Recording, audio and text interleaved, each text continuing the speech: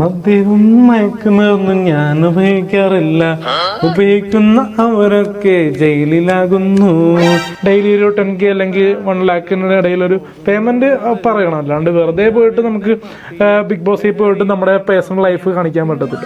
Junior artist പറയല്ല കൈ പിടിച്ച് വലിക്കാൻ നീങ്ങിക്കടാ, അങ്ങോട്ട് മാറിക്കടാ. ജൂനിയർ ആർട്ടിസ്റ്റുകൾ കുടിക്കുന്ന ക്ലാസ് വേറെ, നിങ്ങൾ അങ്ങോട്ട് ഞങ്ങൾക്ക് ഇരിക്കാൻ കസേര പോലും ഉണ്ടാവില്ല. സാനിയോട് കാണിച്ചു. സാനിയ ആരാണ്? സാനിയ അയ്യപ്പനാ.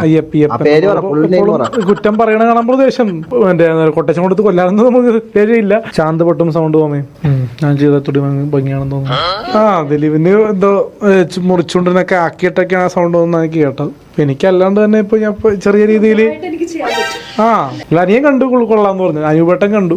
സാനിയ ബാബു പെൺകുട്ടി എന്നെ കണ്ടപ്പോ കോമാളി ക്യാരക്ടർ ഒന്നും പുള്ളിയുടെ ഫേസിൽ കണ്ടില്ല. ഒരു അനിയനെ പോലെ. ട്രാൻസിന്റെ വിഷയത്തിൽ ആണേലും ഒക്കെ കൂടി എന്റെ തലയിലാക്കുന്നു. എന്റെ മുറിന് കർത്താവേ ലോകം ഇപ്പൊ എങ്ങോട്ടാണ്. ഫുഡ് വിളമ്പിയിട്ട് നേരെ അവിടെ പോയി മാറിയിരിക്കും. ഒരു തൊഴിലുറപ്പ് പെണ്ണുങ്ങളുണ്ടല്ലോ, അവര് പണിക്ക് പോകുമ്പോൾ എങ്ങനെയായിരിക്കും?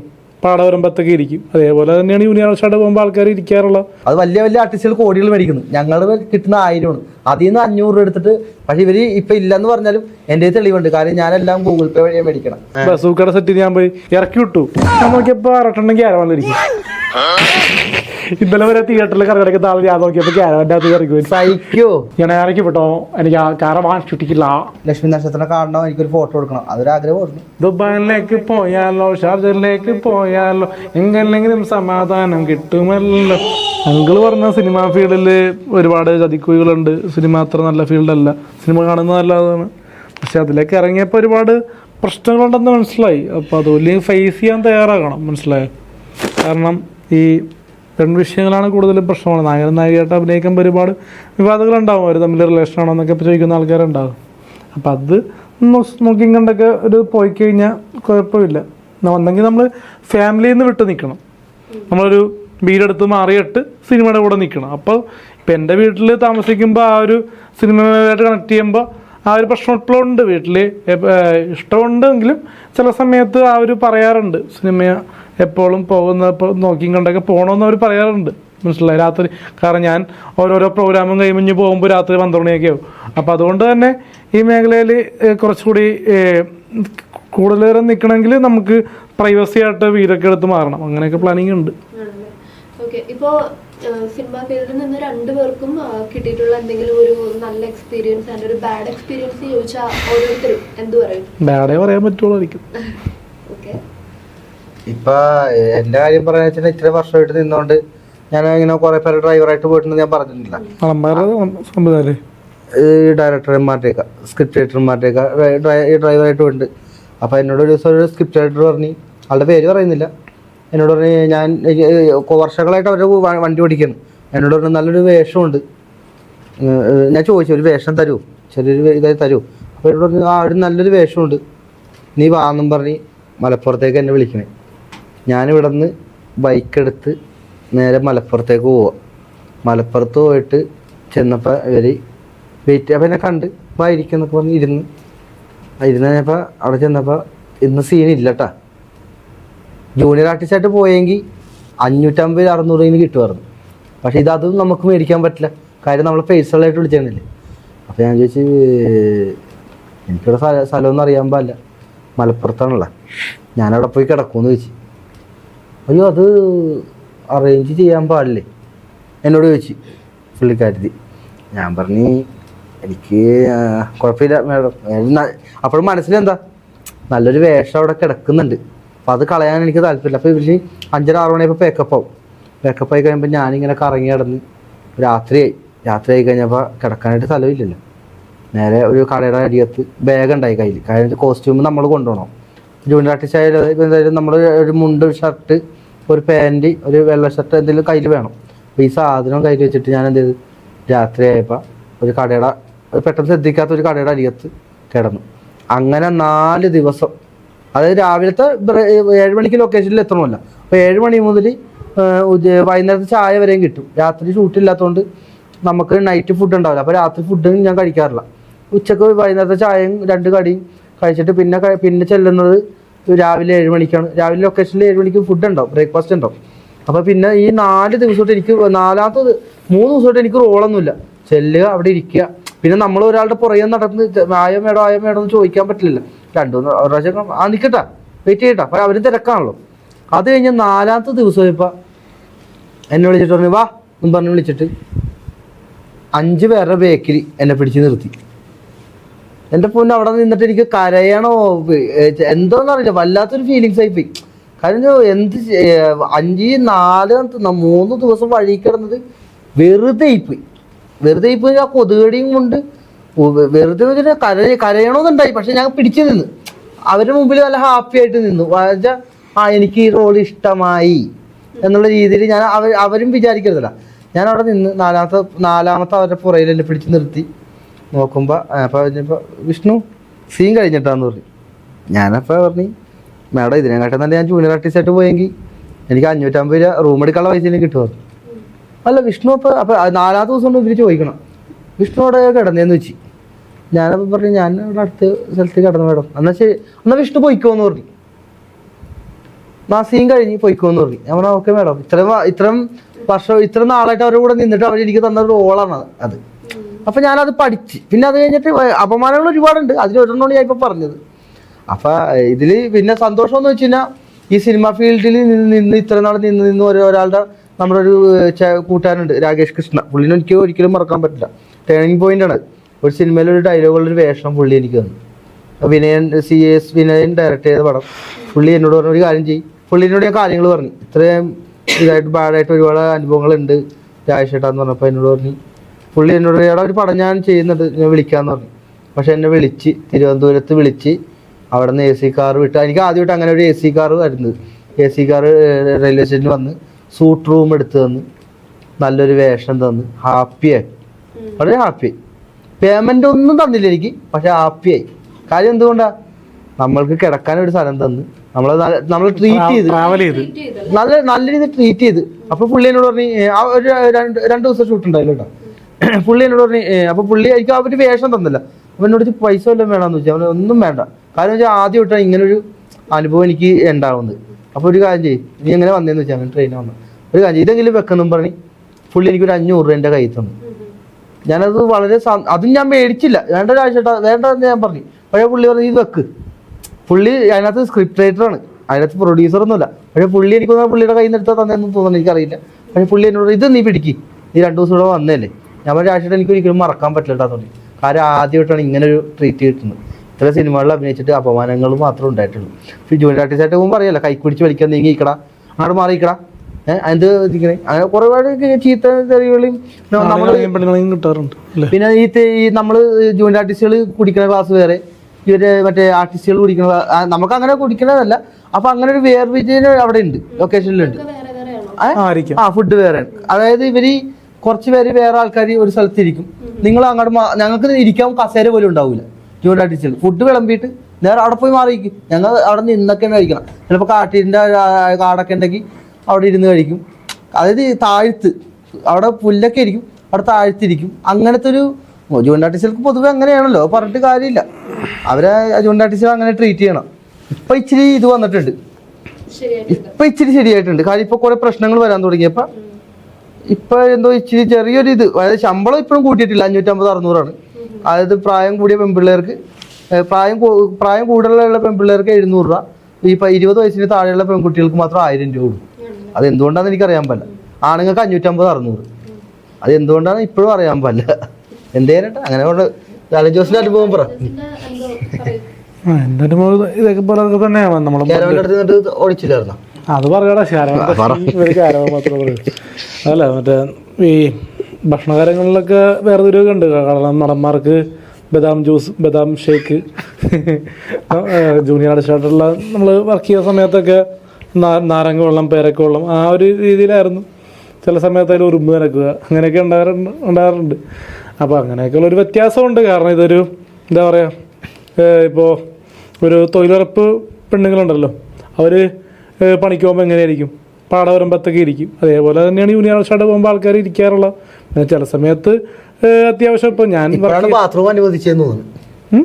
ഇപ്പം മറ്റേ ബാത്റൂം അനുവദിച്ചു, പെണ്ണുങ്ങൾക്ക് അടയ്ക്കാരവാൻ ഇപ്പോൾ ഉള്ളതാണുള്ളത്. അപ്പോൾ ആണുങ്ങൾ എന്ത് ചെയ്യും? അപ്പൊ അതും ഒരു കാര്യമാണ്. ക്യാരവാനിലൊന്നും കയറാൻ സമ്മതിക്കില്ല, കാരണം അത് പ്രൈവസി ആയിട്ടുള്ള കാര്യങ്ങളാണ്. അപ്പൊ അത് എൻ്റെ അടുത്ത് പോയി നിൽക്കാൻ പോലും ചില സമയത്ത് ആൾക്കാർ, ഇപ്പൊ ഞാൻ പോലും പണ്ട് പോയപ്പോൾ ഇപ്പൊ മറ്റേ ഫെയിം കിട്ടിയ ശേഷം വലിയ കുഴപ്പമില്ല. മാനോട് പറയും മോനെ ഇവിടെ നിൽക്കുന്നത്, കുഴപ്പം മാറി കിട്ടാന്ന് പറയും. ചിലര് പണ്ടൊക്കെ ദേഷ്യത്തോടെ പറയും, മനസ്സിലായോ? ഇതിനു മുമ്പ് ഞങ്ങൾ ഈ ജൂനിയർ ആർട്ടിസ്റ്റുകളെ വേദനിക്കുന്ന കഥകൾ പറഞ്ഞുകൊണ്ടിട്ട് ഇപ്പൊ ആരും വർക്കിനും വിളിക്കാനില്ല. സത്യം സീരിയസ് ആയിട്ട് പറഞ്ഞാ കാര്യം എന്റെ വായിന്ന് ഞാൻ ഒരു പ്രാവശ്യം പൊട്ടിത്തെറിച്ചായിരുന്നു ഒരു ഓൺലൈൻ മീഡിയയിൽ. കാര്യം ജൂനിയർ ആർട്ടിസ്റ്റുകൾ കാണിക്കുമ്പോൾ വളരെ മോശം പരിപാടിയാണെന്ന് ഞാൻ പറഞ്ഞു. കാര്യം ഞങ്ങളുടെ പണിക്കാശ് വരും തരുന്നില്ല. ഓക്കെ, രാവിലെ 6 മണിക്ക് ലൊക്കേഷനിൽ എത്തണം, 9:30 പോണം, 1000 രൂപ തരാൻ പോലെ ഈ 550 രൂപ തരുള്ളൂ. എന്തിനാ ഇപ്പം ഞങ്ങളുടെ പൈസ പിടിക്കണമെന്ന് ഞാൻ ചോദിച്ച് ഒരു ബഹളം ഞാൻ ഉണ്ടാക്കിയായിരുന്നു. മിക്ക ലൊക്കേഷനിലും ഞാൻ പ്രശ്നം ഉണ്ടാക്കണം, ഞങ്ങളുടെ പണിക്കാശ് കയറി പിടിക്കും മതി. എന്തിനാ തെണ്ടിത്തരം കാണിക്കണം? അത് വലിയ വലിയ ആർട്ടിസ്റ്റുകൾ കോടികൾ മേടിക്കുന്നു, ഞങ്ങൾ കിട്ടുന്ന 1000 ആണ്. അതിൽ നിന്ന് 500 രൂപ എടുത്തിട്ട് ചിലപ്പോൾ 500, 550, 600. പക്ഷെ ഇവര് ഇപ്പൊ ഇല്ലെന്ന് പറഞ്ഞാലും എന്റെ തെളിവുണ്ട്. കാര്യം ഞാനെല്ലാം ഗൂഗിൾ പേ വഴിയാ മേടിക്കണം. പിന്നെ ഈ അത്യാവശ്യം ഗ്ലാമർ ആയിട്ടുള്ള പെമ്പിളാർക്ക് 1000 രൂപ കൊടുക്കാറുണ്ട്. അതാണ് വ്യത്യാസം എന്ന് പറഞ്ഞാൽ. അവര് വരില്ല, അല്ലെങ്കിൽ അവർക്ക് ഇത്ര പേയ്മെന്റ് വേണമെന്ന് പറഞ്ഞിട്ട് അവർക്ക് ആ സിനിമയിൽ വേണമെങ്കിൽ അവർ ഇത്ര 1000 രൂപ തന്നെ പിടിക്കാൻ പറ്റൂല എന്ന് പറഞ്ഞു. അവരെ ഏജൻസിയാണ് മുഖേന വരുന്നത്, ബാക്കിയുള്ളവർക്ക് 500. ഇപ്പൊ ഞാനിപ്പോ അങ്ങനെ പോകാറില്ല, ഇവനെപ്പോഴും പോകാറുണ്ടല്ലേ? ഇപ്പോഴും ഞാൻ പോകാറുണ്ട്. കാര്യം എനിക്ക് സിനിമ വിടാൻ പറ്റില്ലടാ. ഞാൻ ഇപ്പൊ ലാസ്റ്റ് അഭിനയിച്ച ബബ്ബ എന്ന് പറഞ്ഞ സിനിമ ദിലീപേട്ടന്റെ, അതിനകത്ത് ലോറി ഡ്രൈവർ ആയിട്ടാണ്. അതിനകത്ത് പിന്നെ അത്യാവശ്യം ഞാൻ ഇപ്പൊ വൈറലായിട്ടിരിക്കുന്നോണ്ട് എന്നെ പിടിച്ച് ബൈജുവിന്റെ കുറേ ഒന്ന് നിർത്തി ഫെയിമുണ്ടായിട്ട് തന്നെ നിർത്തി. അല്ലടാ, അതാണ് ഓരോരുത്തരും ഇഷ്ടമല്ലടാ.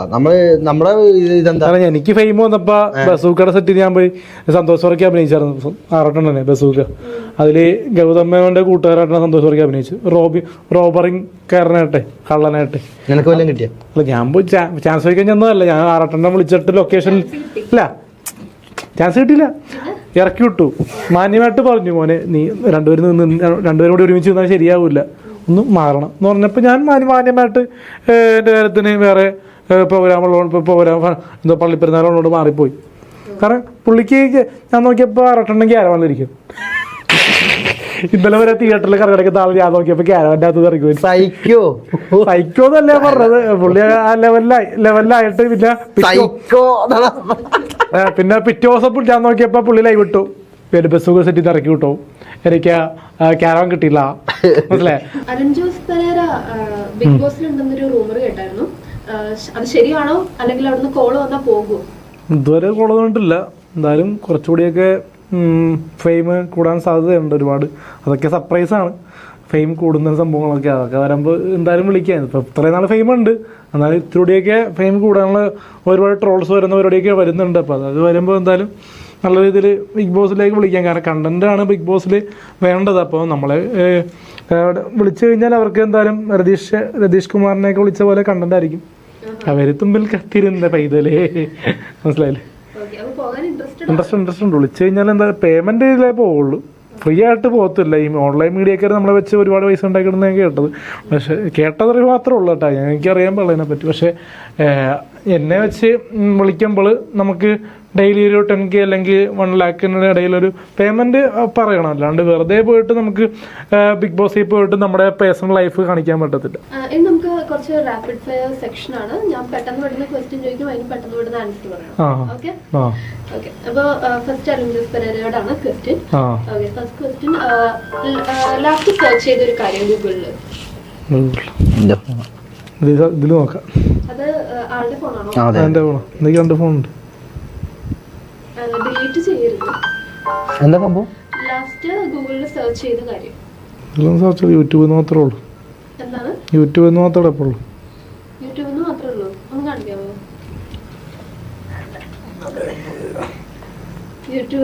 ഇതെന്റെ ഫോണാണ്, ഇതെന്റെയാണ്. അതിലെന്താണ് സെർച്ച് ഹിസ്റ്ററി ലാസ്റ്റ് സെർച്ച് ചെയ്ത കാര്യം? എനിക്കറിയാൻ പാടില്ല, ഞാൻ ഗൂഗിളൊന്നും വിളിക്കാം. ആ ഇൻസ്റ്റഗ്രാമിൽ എന്താ ലാസ്റ്റ് സെർച്ച് ചെയ്ത്? ഞാൻ ലക്ഷ്മി നക്ഷത്ര ഒരു ആരാധനാണ്, ചിലപ്പോ അതായിരിക്കും നോക്കിയത്. ലക്ഷ്മി നക്ഷത്ര ഇഷ്ടമാണെന്ന് പറഞ്ഞിട്ട്? അല്ല, ഇഷ്ടമല്ല, ഒരു ആരാധന. അതെ അതെ, പുള്ളിക്കാരത്തിന്റെ കൂടെ നിന്നൊരു ഒന്നല്ല, ഇതിനു മുമ്പ് വീഡിയോ ഇറങ്ങിയായിരുന്നു. ലക്ഷ്മി നക്ഷത്രം കാണണം, എനിക്കൊരു ഫോട്ടോ എടുക്കണം, അതൊരു ആഗ്രഹമായിരുന്നു. പുള്ളിക്കാരത്തിന്റെ സ്റ്റാർ മാജിക് കണ്ടപ്പോൾ എനിക്ക് പുള്ളിക്കാരത്തിന് ഭയങ്കര ഒരു ഇഷ്ടമായിരുന്നു. ആരാധന അങ്ങനെ. ഇല്ല വേറെ ഒന്നുമില്ല. കല്യാണം കഴിഞ്ഞോട്ടോ. അതെനിക്കറിയാം. Fan boy. ഇപ്പൊ നമ്മളൊരു നായികനെ ഒരു ഫാൻ പറഞ്ഞ് അത് മാരേജ് അല്ലേ, നമുക്കൊരു ഇഷ്ടമുണ്ട്. ലക്ഷ്മി നക്ഷത്രം ഇതാണ് അടിക്കുന്നത്. വേണ്ട സ്റ്റോറിയൊക്കെ നോക്കിക്കൊണ്ടിരിക്കും.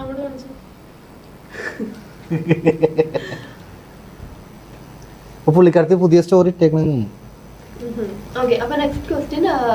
ഒരു സിനിമയില് ഒരു സിനിമയില് അഭിനയിക്കാൻ ഒരു ചാൻസ് കിട്ടാണ്. അപ്പോ കോ ആക്ട്രസ് ആയിട്ട് ആരെ വേണം എന്നാണ് ആഗ്രഹം? കോ ആക്ട്രസ് ആയിട്ട് റീസൺ കൂടെ സാനിയ ബാബു. അയ്യപ്പനല്ല കേട്ടോ, ബാബു വേറെ കണ്ടിട്ടുണ്ട്. റീസൺ ആ പെൺകുട്ടി എന്നെ കണ്ടപ്പോ ഈ കോമാളി ക്യാരക്ടർ ഒന്നും പുള്ളിയുടെ ഫേസിൽ കണ്ടില്ല. ഒരു അനിയനെ പോലെ അല്ലെങ്കിൽ ചേട്ടനെ പോലെ. പുള്ളിക്ക് ഒന്ന് 19 വയസ്സായിട്ടേ ഉള്ളൂ. അതുകൊണ്ട് ഞാൻ അനിയനെ പ്രിയേട്ടനെ പറഞ്ഞു. നീ അഭിനയിക്കുമ്പോ നായികനെ ആരും കിട്ടിയാലും കുഴപ്പമില്ല, സിനിമയിൽ ഒരു ചാൻസ് കിട്ടിയാൽ മതി. അല്ലാണ്ട് ഇന്ന നായിക വേണമെന്ന് എനിക്കില്ല. ഗസ്റ്റ് ചെയ്താൽ മതി. എനിക്ക് ഗ്രേസ് ആന്റണിയുടെ കൂടെ അഭിനയിക്കണം. അയ്യോ, ഗ്രേസ് ആന്റണി. കാര്യം പുള്ളിക്കാരത്തി നുണക്കുഴിയിൽ ഞാൻ പുള്ളിക്കാരത്തിലൂടെ ചെയ്തായിരുന്നു ഒരു ഹോസ്പിറ്റൽ സീനിൽ. ചെയ്തായിരുന്നു സീൻസ് ചെയ്തായിരുന്നു. പൊട്ടത്തരം പറയല്ലേ.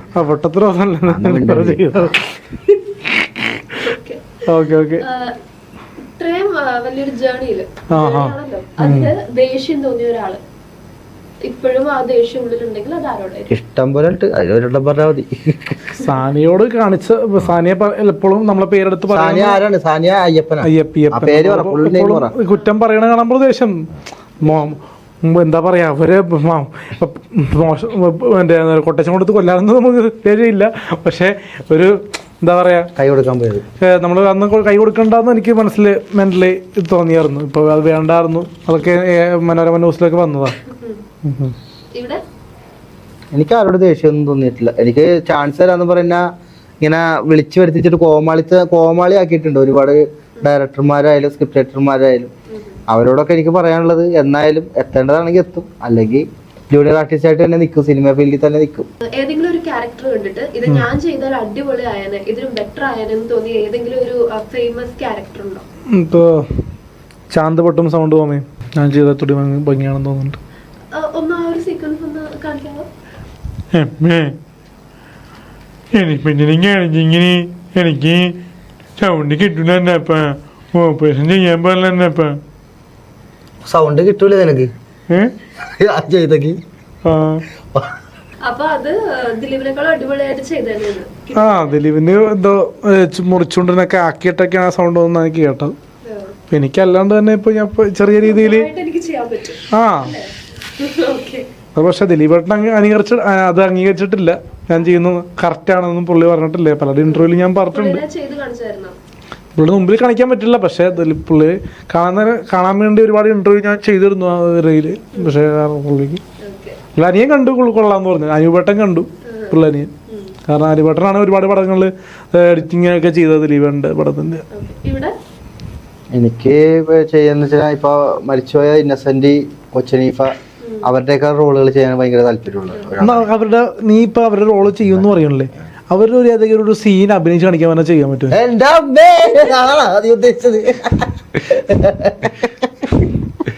ഇന്നസെന്റ്, കൊച്ചു കനീഫ എന്താ പന്നി ആ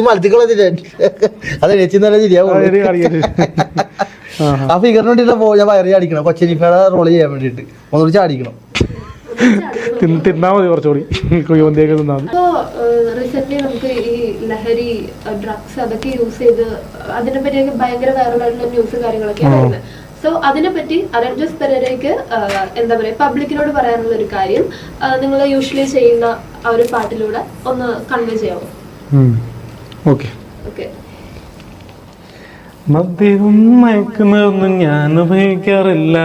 ഉപയോഗിക്കുന്ന അവരൊക്കെ ജയിലിലാകുന്നു. എങ്ങോട്ടാ കേരളം പോകുന്നത്? കഞ്ചാവിന്റെ മാഫിയ, ലഹരിയുടെ മാഫിയ, സിനിമാ താരങ്ങൾ വരെ അറസ്റ്റിലായി പണ്ട് പെട്ടു. ആരാണെന്ന് നിങ്ങൾക്കറിയാം, ഞാൻ പേര് പറയുന്നില്ല. പക്ഷെ എങ്കിലും ഞാന് സിഗരറ്റ് പോലും വലിക്കാറില്ല. എങ്കിലും ഒരുപാട് വിഷയങ്ങളിൽ എന്നെ പെടുത്തുന്നു. ട്രാൻസിന്റെ വിഷയത്തിൽ ആണേലും ഒക്കെ കൂടി എന്റെ തലയിലാക്കുന്നു. എന്റെ മുറിന് കർത്താവേ, ലോകം ഇപ്പൊ എങ്ങോട്ടാണ്? നാട് വിട്ടോനാണെന്ന ഗതിയിലാണല്ലോ. ദുബായിലേക്ക് പോയാലോ, ഷാർജയിലേക്ക് പോയാലോ, എങ്ങനെങ്കിലും സമാധാനം കിട്ടുമല്ലോ. എന്റെ പൊന്ന് പടച്ചോനെ.